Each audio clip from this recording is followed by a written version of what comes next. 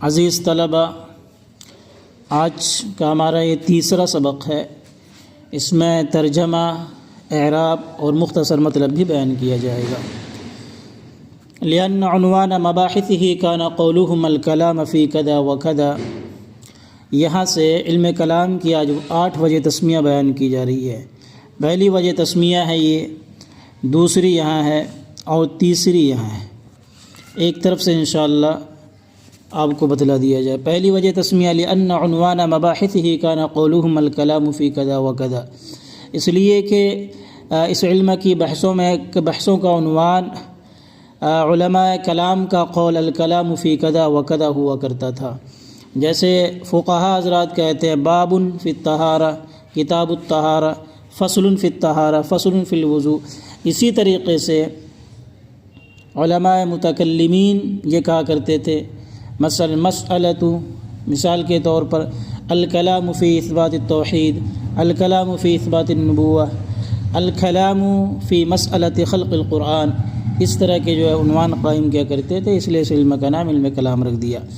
دوسری وجہ تسمیہ وَلِأَنَّ مَسْأَلَةَ الْكَلَامِ كَانَتْ أَشْهَرَ مَبَاحِثِهِ وَأَكْثَرَهَا نِزَاعًا وَجِدَالًا، اور اس لیے کہ علم کلام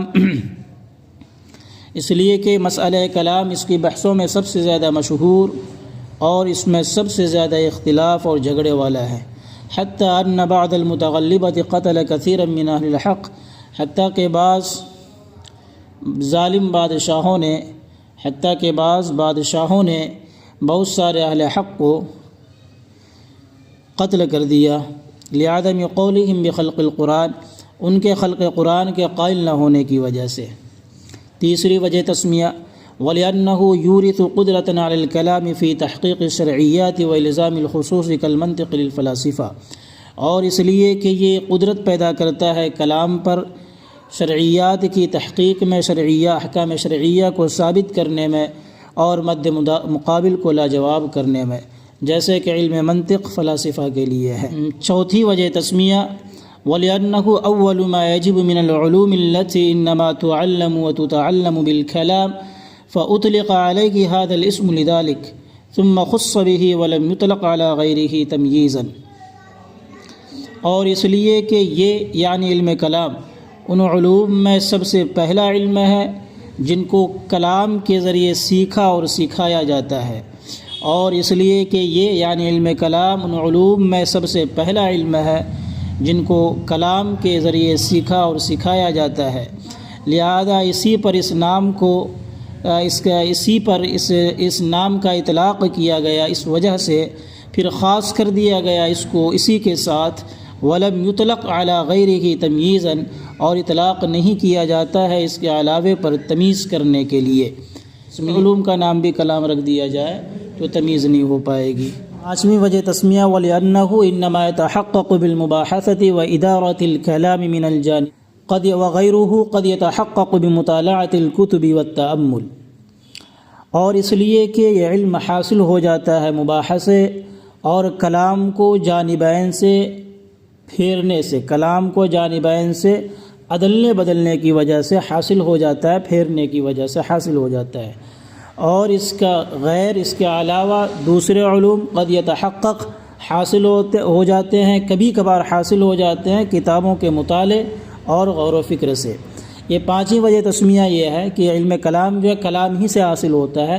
مناظرے سے اور جانبین سے کلام ہوتا ہے، اس سے حاصل ہوتا ہے، اس کے بغیر یہ حاصل نہیں ہو سکتا، اس لیے اس کو علم کلام کہتے ہیں، اور دوسرے علوم کتابوں کے مطالعے سے بھی حاصل ہو جاتے ہیں۔ چھٹی وجہ تسمیہ دیکھیں وَلِأَنَّهُ أَكْثَرُ الْعُلُومِ نِزَاعًا وَخِلَافًا فَيَشْتَدُّ افتقارُهُ إِلَى الْكَلَامِ مَعَ الْمُخَالِفِينَ وَالرَّدُّ عَلَيْهِمْ، اور اس لیے کہ علوم میں سب سے زیادہ جھگڑے اور اختلاف والا ہے، لہذا کلام کی ضرورت بہت زیادہ ہوئی مخالفین کے ساتھ اور ان کو جواب دینے کی، اور اس لیے کہ علوم میں سب سے زیادہ جھگڑے والا اور اختلاف والا ہے، لہذا بہت زیادہ ضرورت ہوئی کلام کی مخالفین کے ساتھ اور ان کو جواب دینے کی۔ یعنی جتنے علوم میں اختلافات ہیں ان علوم میں سب سے زیادہ اختلافات اسی علم کے اندر پائے جاتے ہیں، تو لہذا اس علم میں جو اختلاف ہوگا جانبین سے بات چیت ہوگی، کلام ہوگا، تو کلام کی زیادہ ضرورت ہے مخالفین سے ہوتے ہیں، مخالفین کو جواب بھی دیا جاتا ہے اور جواب میں بھی آدمی کلام ہی کرے گا، لہذا اس علم کا نام علم کلام رکھ دیا۔ ساتویں وجہ تسمیہ ہے وَلِأَنَّهُ لِقُوَّةِ أَدِلَّتِهِ صَارَ كَأَنَّهُ هُوَ الْكَلَامُ دُونَ مَا عَدَاهُ مِنَ الْعُلُومِ كَمَا يُقَالُ لِلْأَقْوَى مِنَ الْكَلَامَيْنِ هَذَا هُوَ الْكَلَامُ، اور اس لیے کہ یہ علم، یہ یعنی علم کلام اپنی دلیلوں کی قوت کی وجہ سے ایسا ہو گیا جیسا کہ یہی کلام ہے، نہ کہ اس کے علاوہ دوسرے علوم۔ جیسا کہ کہا جاتا ہے دو کلاموں میں سے زیادہ طاقتور کلام کے لیے کہ یہی کلام ہے، مطلب یہ کہنے کا کہ جب دو آدمی بات کر رہا ہو اور ان میں کسی کی بات دلیل کے اعتبار سے مضبوط ہو تو لوگ یہ کہتے ہیں کہ واہ یہ ہوئی نا بات۔ تو اسی طریقے سے علم کلام کے جو دلائل ہیں وہ اتنے مضبوط اور پختہ دلائل ہیں کہ جب آدمی علم کلام کی دلیلیں پیش کر دیتا ہے تو لوگ یہ کہتے ہیں کہ یہ ہے بات، یہ ہے کلام۔ حالانکہ اور بھی کلام ہوتے ہیں لیکن اعلیٰ سبیل جو ہے تغلب کہہ سکتے ہیں، اعلیٰ سبیل المبالغہ اسے کلام کہہ دیا جاتا ہے۔ آٹھویں وجہ تسمیہ ہے وَلِأَنَّهُ لِابْتِنَائِهِ عَلَى الْأَدِلَّةِ الْقَطْعِيَّةِ الْمُؤَيَّدِ أكثرها بالأدلة السمعية كان أشد العلوم تأثيرا في القلب وتغلغلا فيه فسمي بالكلام المشتق من الكلم وهو الجرح، اور اس لیے کہ اس کے مبنی ہونے کی وجہ سے ایسے دلائل قطعیہ پر جن میں سے اکثر کی تائید کی گئی ہے دلائل نقلیہ سے۔ الادلۃ السمعیہ کا مطلب ہے دلائل نقلیہ یعنی قرآن و حدیث اور اجماع، تو جن میں سے اکثر کی تائید کی گئی ہے ادلہ سمعیہ یعنی دلائل نقلیہ سے تائید کی گئی ہے۔ تو علوم میں سب سے زیادہ دل میں اثر کرنے والا ہے، تو یہ علوم میں سب سے زیادہ دل میں اثر کرنے والا ہے وتغلغلا فی، اور دل میں داخل ہونے والا ہے، نفوذ کرنے والا ہے، لہذا اس کا نام علم کلام رکھ دیا گیا۔ بالکلام المشتق من الکلم وهو الجرح، لہذا نام رکھا گیا اس کا اس کلام کے ذریعے، اس لفظ کلام کے ذریعے جو کلم بمعنی جرح سے مشتق ہے، جو کلم بمعنی جرح سے مشتق ہے، وهو الجرح یہ جملہ مفسرہ ہے، وهذا هو کلام القدماء، اور یہ متقدمین کا علم کلام ہے۔ دراصل یہاں سے علم کلام کی دو قسموں کی طرف اشارہ ہے کہ متقدمین کا علم کلام صرف دلائل نقلیہ پر مشتمل تھا، جبکہ متاخرین کا علم کلام دلائل نقلیہ کے ساتھ ساتھ دلائل عقلیہ، منطق و فلسفہ پر بھی مشتمل ہے۔ ومعظم خلافیاته مع الفرق الاسلامیہ، اور ان کے زیادہ تر اختلافات اسلامی فرقوں کے ساتھ تھا، خصوصاً معتزلہ کے ساتھ۔ لأنهم أول فرقة أسسوا قواعد الخلاف لما ورد به ظاهر السنة وجرى عليه جماعة الصحابة رضوان الله عليهم أجمعين في باب العقائد، اس لیے کہ معتزلہ ہی سب سے پہلا فرقہ ہے جنہوں نے اختلاف کے قواعد کی بنیاد ڈالی اس چیز پر جس پر ظاہر سنت وارد ہوئی اور جس پر جماعت صحابہ چلی عقائد کے باب میں۔ کیا مطلب؟ صحابہ اور سنت میں بیان کردہ عقائد کے خلاف انہوں نے اپنے عقائد بیان کیے۔ معتزلہ یہ وہ پہلی جماعت ہے۔ وذلك لأن رئيسهم واصل بن عطاء اعتزل عن الحسن البصري رحمه الله تعالى يقرر أن من ارتكب الكبيرة ليس بمؤمن ولا بكافر ويثبت المنزلة بين المنزلتين، اور وہ اس لیے کہ ان کا سردار بلکہ سرغنہ کا ان کا سرغنہ واصل بن عطا حسن بصری رحمہ اللہ تعالی سے علیحدہ ہو گیا، دور ہو گیا، اور حال یہ کہ ثابت کرنے لگا کہ جو شخص گناہ کبیرہ کا ارتکاب کرے گا نہ وہ مومن ہوگا اور نہ ہی کافر، اور ثابت کرنے لگا کہ دو درجوں کے درمیان ایک درجہ یعنی منزلۃ بین المنزلتین ثابت کرنے لگا۔ فقال الحسن، تو حسن بصری رحمہ اللہ تعالی نے فرمایا قد اعتزل عنا، یہ ہم سے دور ہو گیا، ہماری جماعت سے نکل گیا۔ فسموا المعتزلۃ، تو ان کا نام معتزلہ رکھ دیا گیا۔ وَهُمْ سَمُّوا أَنفُسَهُمْ أَصْحَابَ الْعَدْلِ وَالتَّوْحِيدِ، حالانکہ وہ اپنا نام اصحاب العدل والتوحید رکھا کرتے تھے، لقولہم بوجوب ثواب المطیع وعقاب العاصی علی اللہ تعالی ونفی الصفات القدیمۃ عنہ، ان کے قائل ہونے کی وجہ سے۔ یہاں پہ آپ اصول ترجمہ کو سامنے رکھ کر ترجمہ کریں، اس لیے کہ وہ قائل تھے فرما بردار کو، اس لیے کہ وہ قائل تھے کہ واجب ہے فرما بردار کو ثواب دینا اور نافرمان کو سزا دینا اللہ تعالیٰ پر، اس لیے کہ وہ قائل ہیں یا قائل تھے فرما بردار کو کہ فرما بردار کو ثواب دینا واجب ہے اور نافرمان کو سزا دینا واجب ہے اللہ تعالیٰ پر، اور صفات قدیمہ کی نفی کے قائل تھے اللہ تعالیٰ سے، اللہ تعالیٰ سے صفات قدیمہ کی نفی کے قائل تھے۔ معتزلہ کا نام معتزلہ اس لیے تھا کہ جیسا کہ آپ کو بتلایا گیا کہ واصل بن عطا حسن بصری کی مجلس سے جدا ہو گیا تھا، اور عربی میں اعتزال کہتے ہیں جدا ہونے والے کو، اس لیے ان کا نام انہوں نے معتزلہ رکھ دیا، اور یہ اپنے آپ کو اصحاب العدل والتوحید کہتے تھے۔ اصحاب العدل تو اس لیے کہتے کہ انصاف والے ہیں، مطلب اللہ تعالیٰ کے لیے انصاف کرنا واجب ہے، جو گناہ گار ہے اس کو سزا دے اور جو فرما بردار ہے اس کو ثواب دے، یہ کہا کرتے تھے۔ حالانکہ ہم اس کے قائل نہیں ہیں، ہم سب اللہ تعالیٰ کے بندے ہیں، اللہ چاہے ہمیں ثواب کرنے کے باوجود فرما برداری کے باوجود بھی جہنم میں ڈال دے، ہم اس سے خوش ہیں، لیکن یہ اس کے قائل نہیں تھے۔ دوسرے یہ اللہ تعالیٰ کی جو صفات قدیمہ علم، حیات، قدرت وغیرہ،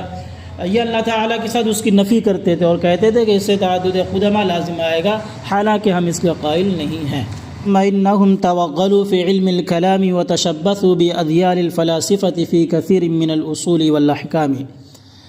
پھر معتزلہ علم کلام میں مشغول ہو گئے اور انہوں نے مضبوطی سے فلاسفہ کا دامن تھام لیا اصول و احکام، اکثر اصول و احکام میں، پھر وہ مشغول ہو گئے علم کلام میں اور فلاسفہ کے دامن سے لپٹ گئے اکثر اصول و احکام میں، یا مضبوطی سے فلاسفہ کا دامن تھام لیا اکثر اصول و احکام میں۔ وشاع مذہبہم فیما بین الناس، اور ان کا مذہب لوگوں کے درمیان پھیل گیا، اس لیے کہ ان کو حکومت کی حمایت حاصل تھی، جس کے نتیجے میں ان کا مذہب پھیل گیا، لیکن چونکہ باطل جماعت تھی اس لیے آج دنیا کے اندر معتزلہ کا ایک فرد بھی موجود نہیں ہے۔ اعلان قال الشیخ ابو الحسن الاشعری لاستاذہ ابی علی الجبائی ما تقول فی ثلاث اخوۃ مات احدهم مطیعا والآخر عاصیا والثالث صغیرا۔ یہاں تک کہ شیخ ابو الحسن اشعری نے اپنے استاذ ابو علی جبائی سے کہا کہ آپ ان تین بھائیوں کے بارے میں کیا فرماتے ہیں جن میں سے ایک مطیع یعنی فرما بردار اللہ کا اطاعت گزار ہو کر مرا، اور دوسرا نافرمان ہو کر، اور تیسرا بچپن میں مر گیا۔ فقال، تو ابو علی جبائی نے کہا، ان الاول یثاب فی الجنہ، دوسرے کو بدلہ دیا جائے گا، ثواب دیا جائے گا، جنت میں داخل کیا جائے گا، پہلے کو ثواب دے کر جنت میں داخل کیا جائے گا، والثانی یعاقب فی النار، اور دوسرے کو عذاب دے کر جہنم میں داخل کیا جائے گا، والثالث لا یثاب ولا یعاقب، اور تیسرے کو نہ ثواب دیا جائے گا اور نہ عذاب دیا جائے گا۔ فقال الاشعری، تو اشعری نے کہا، فإن قال الثالث یا ربی لما امتنی صغیرا وما ابقیتنی الى ان اکبر فاؤمن بک واطیعک فادخل الجنۃ۔ تو ابو الحسن اشعری نے فرمایا کہ پس اگر تیسرے نے یہ کہہ دیا کہ اے رب، اے میرے رب، تو نے مجھے کیوں مار دیا بچپن میں اور کیوں باقی نہیں رکھا یہاں تک کہ میں بڑا ہوتا، تجھ پر ایمان لاتا اور تیری اطاعت کرتا، پھر میں جنت میں داخل کیا جاتا۔ فماذا یقول الرب، تو اللہ تعالیٰ کیا فرمائیں گے؟ فقال، ابو علی جبائی نے کہا، یقول الرب، اللہ تبارک و تعالیٰ فرمائے گا، انی کنت اعلم منک انک لو کبرت لعصیت فدخلت النار، کہ میں بے شک تیرے بارے میں جانتا تھا، تجھ سے زیادہ جانتا تھا یہ کہ اگر تو بڑا ہوا تو نافرمانی کرے گا، پھر جہنم میں داخل ہو جائے گا۔ فَكَانَ الْأَصْلَحَ لَكَ أَن تَمُوتَ صَغِيرًا، تو تیرے لیے زیادہ مناسب یہی تھا، زیادہ فائدے کی بات یہ تھی کہ تو بچپن ہی میں مر جاتا۔ فَإِنْ قَالَ الثَّانِي يَا رَبِّ لِمَ لَمْ تُمِتْنِي صَغِيرًا لِأَلَّا أَعْصِيَ لَكَ فَلَا أَدْخُلَ النَّارَ، یا ربی اے میرے رب تو نے مجھے کیوں نہیں مار دیا بچپن میں تاکہ میں تیری نافرمانی نہ کرتا، پھر جہنم میں داخل نہ ہوتا۔ فَمَاذَا يَقُولُ الرَّبُّ، تو اللہ تعالیٰ کیا کہے گا؟ فَبُهِتَ الْجُبَائی، تو جبائی مبہوت ہو گیا، لاجواب ہو گیا، حیران و ششدر ہو گیا۔ وَتَرَكَ الْأَشْعَرِي مَذْهَبَهُ، تو اشعری نے اس کا مذہب چھوڑ دیا۔ فَاشْتَغَلَ هُوَ وَمَنْ تَبِعَهُ بِإِبْطَالِ رَأْيِ الْمُعْتَزِلَةِ، تو پھر اشعری